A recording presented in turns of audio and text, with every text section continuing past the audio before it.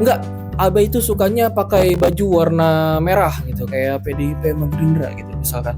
Nah itu nggak bisa diperdebatkan, orang gue sukanya misalnya kuning gitu kan, walaupun gue kurang suka sama Golkar juga, tapi ya itu, ini harus di highlight nih, terutama untuk budaya-budaya Asia ya, budaya Indonesia juga. Jika saya menjadi guru SMP atau SMA, saya akan merekomendasikan buku ini untuk dibaca dan dipraktikkan. Buku ini kaya dengan keterampilan hidup dan bersosial. Ini adalah testimoni dari gua.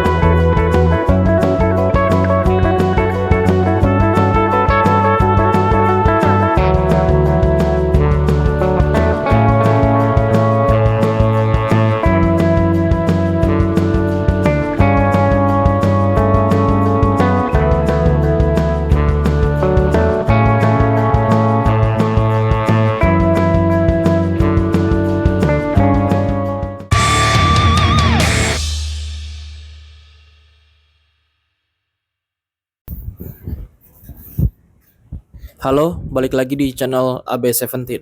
Nah, di video kali ini kita akan ngebahas atau mengulas sedikit tentang buku yang masih saudaraan dengan buku Prinsipil Ekonomi, yaitu buku Makanya Mikir. Buku Makanya Mikir ini adalah buku yang sudah bestseller yang ditulis oleh Abigail Lemuria dan Chania Cita. Seperti buku Prinsipil Ekonomi yang sudah gue ulas di beberapa video sebelumnya, kali ini gue mau mengulas sedikit soal buku ini di video ini. Di papan tulis ini udah gue tulis beberapa insight yang gue dapat dari buku ini. Kenapa beberapa? Karena jujur insight dari buku ini banyak banget, yang penting-penting juga banyak. Jadi sayangnya gue hanya memilah dan memilih beberapa yang lebih penting daripada yang penting. Di buku ini adalah catatannya nih. Coba lu lihat sendiri dulu beberapa catatan yang gue catat dari buku Makanya Mikir.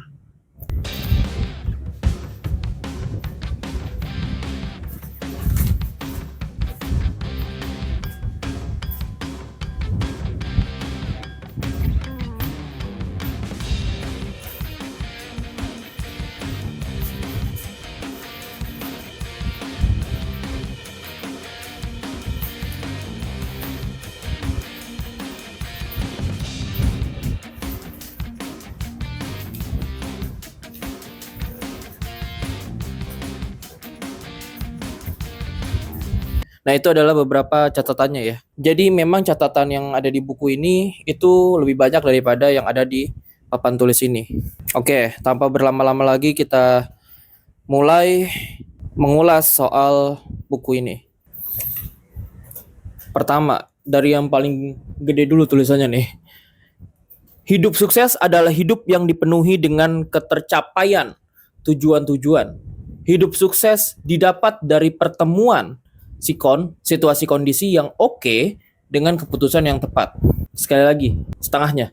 Hidup sukses adalah hidup yang dipenuhi dengan ketercapaian tujuan-tujuan. Jadi banyak ya definisi dari sukses. Tapi kita bisa sepakat bahwa salah satu indikator kesuksesan itu apabila tujuan-tujuan yang sudah kita tentukan itu banyak yang tercapai, mayoritas tercapai. Itu bisa kita kategorikan sebagai hidup yang sukses. Entah itu sukses dalam akademik, non-akademik, karir, harta, dan lain sebagainya. Hidup sukses didapat dari pertemuan situasi kondisi yang oke dengan keputusan yang tepat. Jadi, sukses itu adalah pertemuan dari situasi dan kondisi yang oke, yang sejalan dengan tujuan kita, dengan keputusan yang tepat.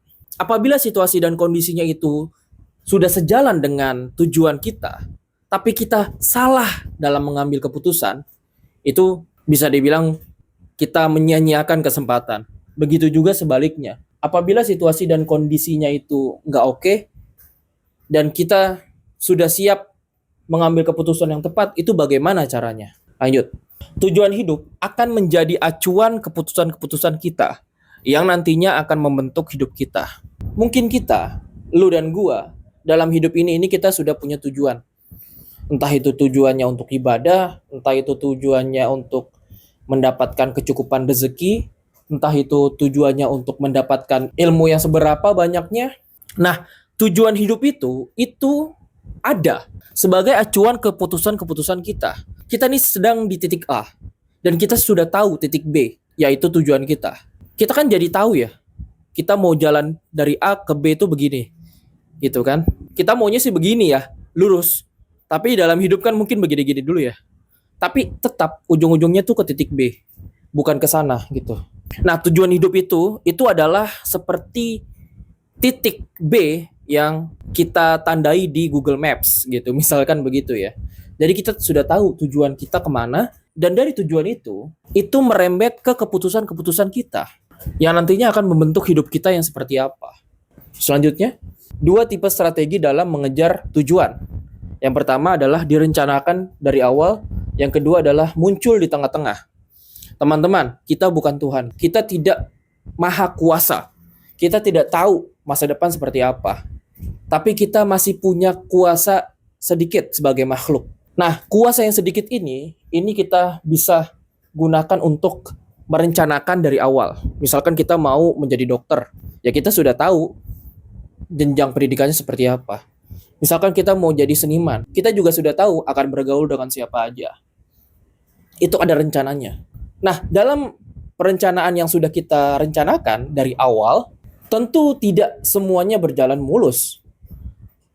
Kadang-kadang rencana kita itu harus sedikit berbelok atau sedikit muter-muter dulu. Nah, dalam hal tersebut, ini adalah poin nomor 2-nya, yaitu mengejar tujuan yang muncul di tengah-tengah. Karena ada situasi dan kondisi yang mungkin kurang bersahabat dengan kita, kita bisa memikirkan kembali strategi untuk mengejar tujuan kita itu di tengah-tengah jalan. And it's okay. Selanjutnya, prinsip berorientasi pada tujuan, keuntungan atau kerugian ditentukan berdasarkan tujuan diri sendiri, bukan menurut orang lain. Ini harus di-highlight nih, terutama untuk budaya-budaya Asia ya, budaya Indonesia juga. Kalau kita sebagai anak misalkan memang pengen menjadi seniman, pelukis atau pemain musik gitu, itu yang menentukan sebenarnya kita sendiri seharusnya, bukan orang tua kita, bukan keluarga kita. Orang tua atau keluarga itu berhak untuk nyaranin, pengusul mereka. Yang tahu keuntungan dan kerugian dari tujuan kita kan kita sendiri. Kita hidup untuk diri kita. Sebagai orang yang sudah balik, orang yang sudah mimpi basah atau menstruasi, seharusnya kita sudah tahu yang mana yang baik untuk kita, yang mana yang buruk untuk kita. Dan semuanya itu punya resiko. Orang tuamu pengen kamu menjadi dokter. Orang tuamu pengen kamu menjadi insinyur atau apalah sebagainya. Apakah itu tanpa resiko? Enggak juga kan? Ada juga risikonya. Sama seperti kayak lu misalkan mau menjadi musisi. Sama seperti kayak lu misalkan mau menjadi penulis, itu ada risikonya juga. Dan prinsip berorientasi pada tujuan ini yang harus ditentukan oleh diri kita sendiri. Yang kita boleh mendengar atau mungkin harus mendengar usulan dari orang lain. Dan tentu saja berdoa supaya kita mendapatkan ilham atau petunjuk dari Allah. Selanjutnya, informasi dibagi menjadi dua. Ranah realitas, yaitu bisa dicek tidaknya di realita, dan juga yang kedua adalah ranah preferensi. Baik atau buruk, bagus atau jelek, berdasarkan acuan individu atau kelompok. Mari kita fokus ke sini dulu nih, ranah realitas. Ranah realitas itu adalah bisa dicek atau tidaknya di realita. Misalkan, ada informasi seperti ini. Abai hari ini memakai pakaian warna biru. Nah, informasi seperti itu kita bisa cek di realitanya. Lu bisa ke rumah gua gitu, dan lu lihat sendiri selama 24 jam ini, selama seharian full ini lu bisa lihat gua pakai baju biru hari ini atau tidak. Atau gua pakai baju warna lain, misalkan warna kuning. Nah, itu kan bisa dicek realitanya. Kalau ternyata hari ini gua nggak pakai baju warna biru, ya itu berarti salah informasinya. Yang kedua adalah ranah preferensi. Kalau gampangnya itu ranah kesukaan, ranah subjektif. Kalau tadi ranah objektif, ranah realitas, ranah preferensi adalah ranah subjektif. Yaitu baik atau buruk, bagus atau jelek berdasarkan acuan individu atau kelompok. Baik atau buruk, bagus atau jelek, itu bisa di setiap agama, di setiap suku, adat, etnis, negara, bangsa, itu bisa beda-beda loh. Kalau tadi soal baju, misalkan ada informasi Abai suka pakai baju warna kuning, ya itu nggak bisa itu diperdebatkan sebenarnya, karena itu preferensi gua. Lu mau bilang nggak, Abai itu sukanya pakai baju warna merah gitu, kayak PDIP sama Gerindra gitu misalkan. Nah itu nggak bisa diperdebatkan, orang gue sukanya misalnya kuning gitu kan, walaupun gue kurang suka sama Golkar juga, tapi ya itu kan preferensi, suka enggaknya gue. Nah, ranah realitas dan ranah preferensi, mari kita contohkan dalam babi. Ranah realitas, informasinya begini, adakah cacing pita di daging babi? Nah, itu adalah ranah realitas yang bisa kita cek. Kita bisa minta tolong ke ilmuwan untuk ngecek di laboratorium, adakah cacing pita di daging babi? Itu ranah realitas. Tapi ranah preferensi ini misalkan dalam agama Islam, mau ada cacing pita atau tidak ada cacing pita di daging babi, tapi kalau syariat Islam itu tidak memperbolehkan umatnya, umat muslim untuk makan babi, ya itu harus dilakuin. Karena itu ranah preferensi agama. Itu baik buruk atau bagus jelek menurut agama. Allah yang nyuruh. Jadi kalaupun misalkan ada teknologi sebagus apapun gitu yang bisa menghilangkan cacing pita atau kuman-kuman bakteri virus yang ada di daging babi, kita sebagai muslim ya tetap haram untuk memakannya. Lanjut. Nah, ini adalah salah satu komentar gue ya terhadap buku ini ya. Buku ini mengandung latihan yang bisa dicoret-coret. Ya, memang di buku ini ada beberapa latihan yang bisa dicoret-coret. Jadi, gue nyoret-nyoret juga di buku ini. Tapi gue pakai pensil. Seru. Nyoret-nyoretnya seru. Kalian bisa beli nih kalau mau nyoret-nyoret juga. Selanjutnya, tahapan metode ilmiah, pengamatan, hipotesis, eksperimen, analisis, kesimpulan. Metode ilmiah ini gampangnya seperti metode-metode yang dilakukan oleh para ilmuwan. Walaupun sebenarnya bukan ilmuwan dong yang hanya boleh pakai metode ilmiah, kita juga bisa gitu pakainya. Yaitu pengamatan, kita amati nih sesuatu, lalu kita berhipotesis. Hipotesis itu adalah dugaan awal. Lalu kita bereksperimen, kita bisa eksperimen di laboratorium atau di luar laboratorium. Nah, hasil eksperimen itu kita analisis, kita kurasi, kita hitung, dan lain sebagainya. Baru dari hasil analisis itu kita bisa menyimpulkan sesuatu. Selanjutnya ini dulu. Keputusan yang baik adalah keputusan yang benefitnya lebih besar daripada cost. Benefit itu manfaat, cost itu adalah biaya. Benefit itu hal yang menguntungkan, cost itu yang merugikan. Gampangnya begitulah. Nah, keputusan yang baik dari banyaknya keputusan yang sudah kita buat dalam hidup, itu kita bisa disebut pembuat keputusan yang baik apabila manfaat yang kita dapatkan dari keputusan itu lebih banyak daripada biaya yang kita keluarkan. Kalau misalkan keputusan kita selalu melahirkan kerugian untuk kita, biaya untuk kita, sedangkan benefitnya itu tidak sebanyak itu, tidak sebanyak cost-nya, itu berarti kita masih menjadi pembuat keputusan yang belum baik. Selanjutnya, gunakan ini untuk cost benefit analysis atau CBA ya.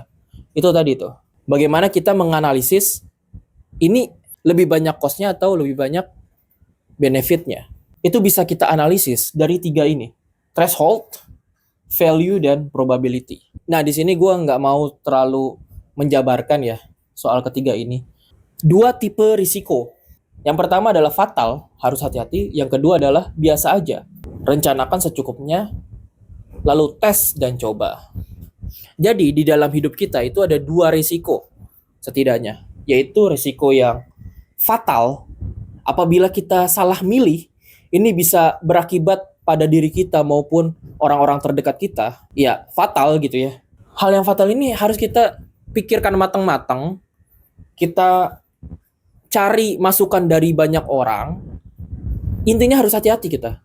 Yang kedua adalah biasa aja. Biasa aja itu risiko yang kecil lah.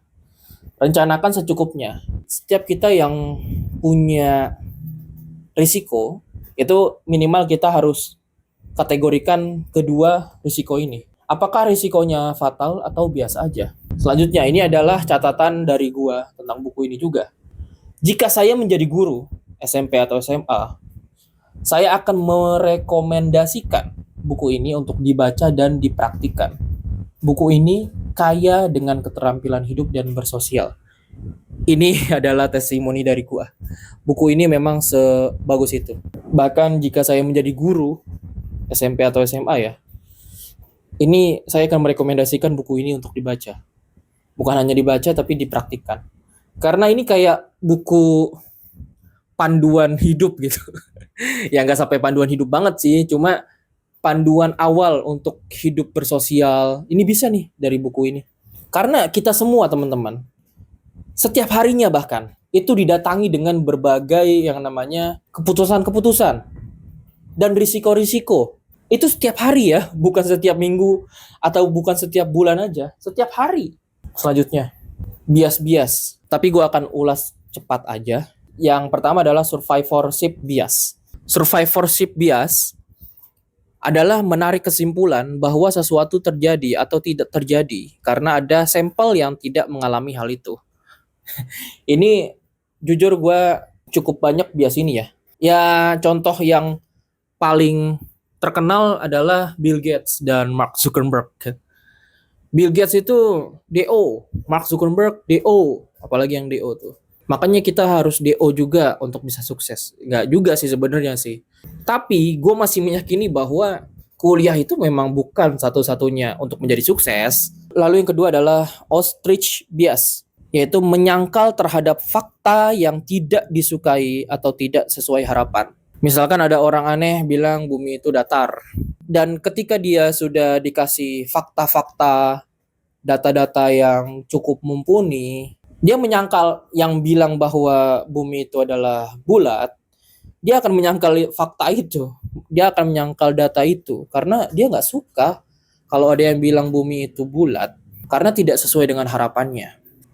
Hasty generalization. Menggeneralisasi tapi dengan sampel yang sedikit. Kakek gua udah 80 tahun, 90 tahun dan dia ngerokok terus seumur hidupnya, tapi ya itu dia panjang umur. Nah, itu adalah hasty generalization. Dia bilang perokok itu bisa panjang umur hanya karena kakeknya panjang umur walaupun kakeknya perokok. Sampelnya cuma satu. Sedangkan banyak banget orang yang mati terbilang cukup muda, 30, 40, 50, yang dia perokok juga. Lanjut, causation fallacy. Menyimpulkan sesuatu disebabkan oleh hal lain hanya karena hal itu terjadi setelah hal lainnya. Nah, lo apa tuh? Ya singkatnya, kita nyimpulin sesuatu yang disebabkan oleh hal lain hanya karena hal itu terjadi setelah hal lainnya. Gimana sih ini, gue nulisnya juga bingung. Pokoknya itulah ya. Nih lu baca aja di sini. Selanjutnya, false dichotomy. Menganggap hanya ada dua pilihan mutlak yang saling bertentangan satu sama lain, hitam dan putih. Kalau lu bukan pemilih Prabowo, berarti lu adalah pemilih Anies. Kalau lu bukan pemilih Anies, berarti lu adalah pemilih Prabowo. Waduh, banyak banget tuh kayak gitu. Adalah soal berpikir yang menganggap bahwa dunia ini adalah cuma hitam dan putih. Ada memang beberapa hal yang hitam dan putih, tapi banyak banget hal yang tidak bisa kita hitam dan putihkan. Ada di antara mereka itu abu-abu juga gitu. Atau kadang-kadang putih, kadang-kadang hitam. Kadang-kadang hitam, kadang-kadang putih. Selanjutnya, false comparison. Membandingkan dengan tidak apple to apple. Misalkan ini, buku gua nih. Berani Mencintai. Ya, buku Berani Mencintai mah nggak seterkenal buku Makanya Mikir. Nggak seterkenal buku Prinsipil Ekonomi. Ya iyalah, gue siapa dibandingkan Kanya Cita dan Abigail Limuria dan juga Ferry Irwandi. Itu nggak apple to apple, walaupun ini sama-sama buku. Kesalahan menakar peluang. Kondisi saat salah menakar kemampuan atau kesempatan sehingga gagal mendapatkan yang diinginkan dengan optimal.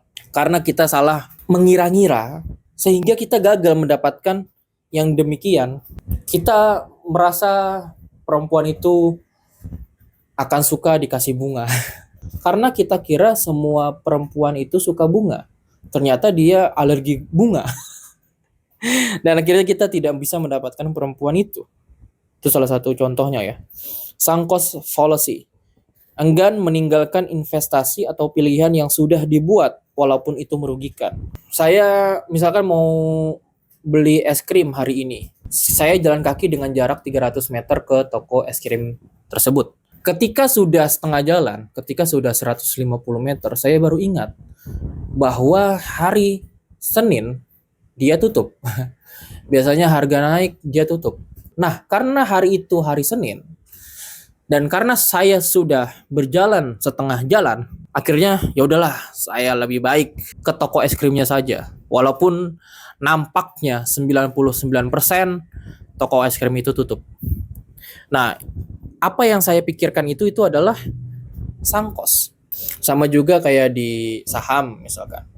Wah, ini sahamnya turun, cut loss enggak ya? Kayaknya enggak deh, karena saya sudah berada di saham ini cukup lama. Padahal setelah ditelaah perusahaannya jelek gitu. Tapi karena memang sudah lama, ya lanjutin aja lah. Begitu juga di percintaan gitu ya, pacaran. Pacaran udah lama, padahal jelas-jelas dia selalu punya red flag gitu ya. Tapi karena pacarannya udah lama, udah 5 tahun gitu ya, ya lanjutin aja lah sampai nikah. Pas nikah lebih buruk. Nah, itu adalah beberapa bias-bias ya.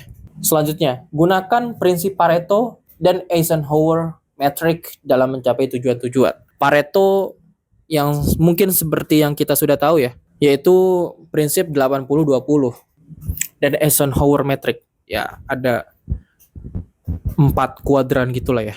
Kalian bisa searching aja Eisenhower metric itu seperti apa. Selanjutnya, tinggal sedikit lagi. Kita selesaikan.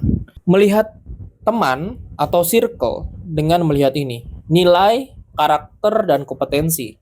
Nilainya sama nggak dengan kita?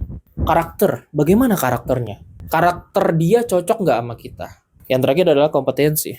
Kompetensi ini mungkin dipikir mirip kayak kriteria masuk pekerjaan ya. Tapi kompetensi ini bisa minimal orang yang mampu berpikir logis gitu.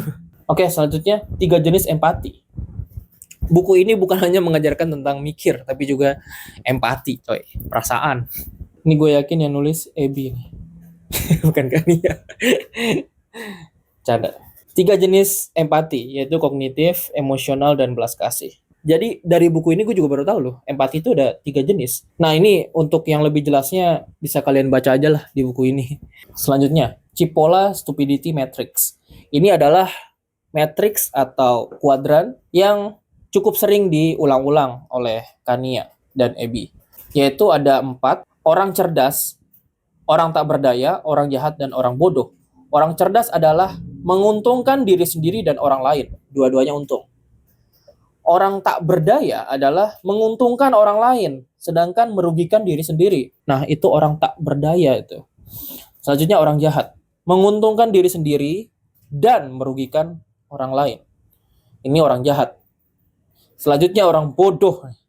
Tidak menguntungkan diri sendiri dan orang lain. Dia sendirinya rugi, orang lain juga rugi. Ini orang bodoh. Bahkan bisa dibilang ya, banyak atau kebanyakan orang yang kita anggap jahat itu sebenarnya orang bodoh aja gitu. Koruptor itu jelas-jelas banyak yang orang bodoh. Selanjutnya, yang terakhir ini ya. Pakai insentif untuk membujuk. Pakai disinsentif untuk mencegah atau menghukum. Insentif itu adalah keuntungan yang kita kasih. Disinsentif itu adalah kerugian yang juga kita kasih, baik itu ke diri sendiri atau ke orang lain. Insentif dan disinsentif yang benar itu dengan pakai sudut pandang orang tersebut. Orang yang kita pengen kasih insentif atau disinsentif.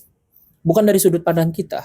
Karena hal yang baik atau buruk, yang tadi kita bilang ya, itu bisa aja beda-beda setiap orang. Dan jangan pakai dari sudut pandang diri sendiri.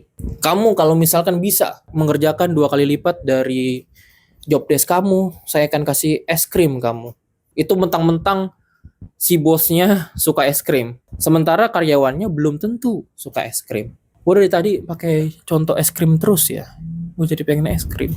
Nah itu aja mungkin beberapa ulasan singkat. Singkat ya, tapi bermenit-menit.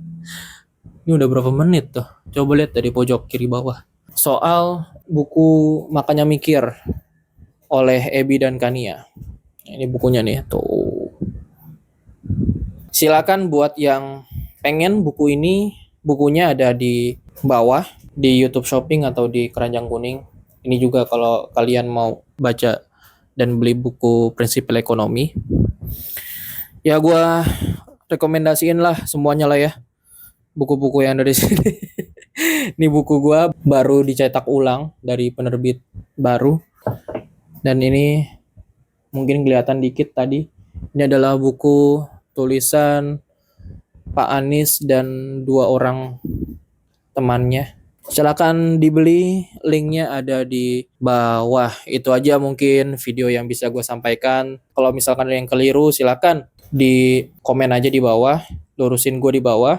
Buat kalian yang sudah membaca buku Makanya Mikir, silakan juga komen bagaimana nikmatnya pengalaman kalian dalam membaca buku ini. Thank you buat yang sudah subscribe, like, comment, dan share video dan channel ini. Gua Abai 17 and have a nice day.